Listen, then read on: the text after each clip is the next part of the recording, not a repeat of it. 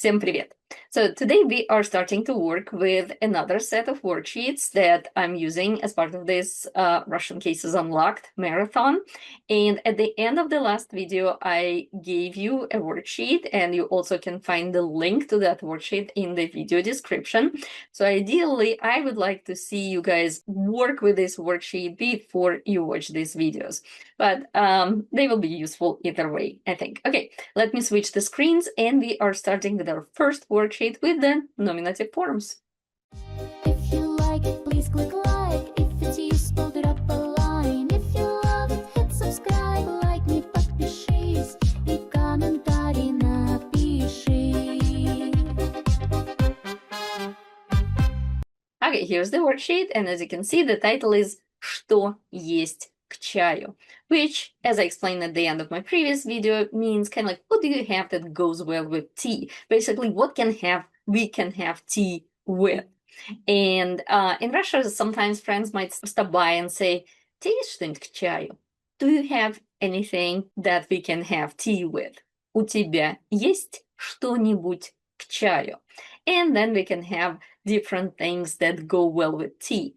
Now, usually when we ask, «У тебя есть что-нибудь к чаю?», we don't really talk about like milk or heavy cream as we have here. Usually we talk about something sweet or maybe something savory. But in this worksheet, I kind of like included everything that we can have tea with. And later we're going to be working with the instrumental case that will be featuring the same items. Okay, let me go one after another. So first of all, let me show you the correct responses, and I'm gonna go one after another. So here we have limon, limon, and I think it's pretty self-explanatory what it means.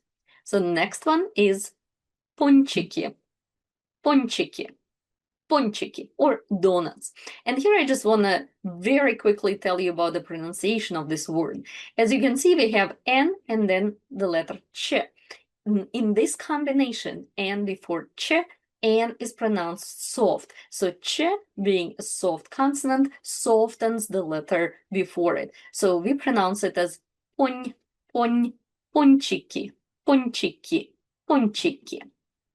So then here we have сахар, сахар, sugar. Here we have бутерброд, бутерброд, бутерброд.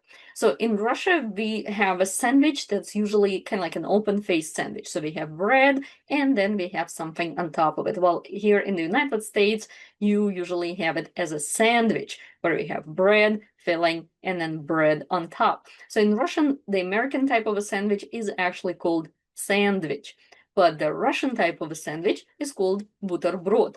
And that goes back to the German word, to the German words butter and brot, which is butter and bread. But usually we have something like bread and maybe some butter, piece of cheese, a piece of sausage, and so on, or deli meat. Okay, here we have молоко, молоко, milk. Here we have шоколадка, шоколадка, шоколадка. So you probably know the word шоколад, which means chocolate, and шоколадка is a chocolate bar, and it can be kind of big or kind of small. It still is шоколадка. So here we have мята, мята, mint. Russians love drinking tea with some additional herbs, and the most common one I would say is mint. Here we have вафли, вафли, вафли, wafers. And here we have торт, торт, торт. And that is more like a cake. So something that has cream and layers. That's what Russians call торт. And here we have сливки, сливки, сливки. And that's heavy cream. So here we have zephyr, zephyr, zephyr. Zephyr is a Russian dessert that's so good. That's honestly my favorite dessert. And it's kind of like marshmallows, but not quite. The consistency is a little bit different. I would say a little bit more solid, and the zephyr is made with apple puree. So it's still very sweet. It does remind you of marshmallows, but it's not. It actually is a very unique dessert. If you have a chance to try it, I highly recommend it. Конфеты, конфеты, конфеты. Confetti is kind of like assorted candies, and can be chocolate candies, or it can be other types of candies. So it's very often that Russians will have some kind of a little bowl with little candies inside at all times. Like I have it in my home. Sometimes you just want to have a little piece of candy with tea. So that's why we have it. So next is печенье, печенье. Печенье, and that's cookies. And in English, we have cookie and cookies, while in Russian, печенье can be one or many. So it's an item and the category. So for both cookie and cookies, we use the word печенье. And I would say before I came to the United States, I thought I love cookies, which I do. I love cookies. But I would say here in the United States, cookies have a cult. Like, honestly, I have never seen that much love for cookies in my life before I came to the United States. So I would say Russians love cookies, but not to the same extent as Americans do. So in here we have marmelade, marmelade, marmelade. And that's basically Jello candy that are very popular. They're usually made with, either melon kind juice and flavor, or strawberry, or orange, or lemon, and it's really good. That's another dessert that's very popular in Russia. So here we have орехи и сухофрукты. Орехи и сухофрукты. Орехи и сухофрукты. So орехи is nuts, different types of nuts, and сухофрукты literally means dried fruit, which I guess what it is, dried fruit. And Russians really love eating сухофрукты, and that's one of the most popular kind of like healthy desserts when you have tea. Then we have пирожки, пирожки. And those are very traditional Russian pies. So they usually they can be sweet or savory. Actually, I was going to say usually, but people just have, preferences. So for the savory ones, the most popular ones are onion and eggs and cabbage. So cabbage pies or eggs and onions are very popular. And the sweet ones would have probably like, some kind of a jam, like apple jam or strawberry jam, some kind of a berries and so on. They're always so, so good.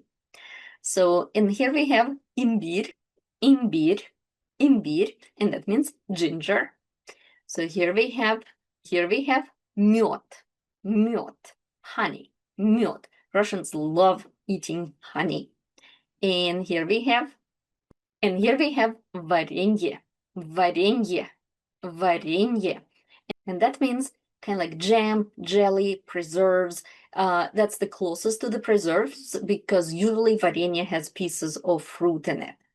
And finally, we have булочки, булочки, булочки.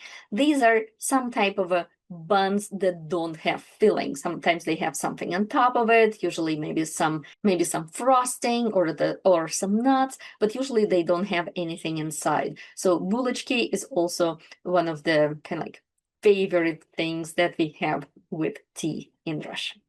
Okay, now very quickly, let me read all of the words again, and you can repeat after me.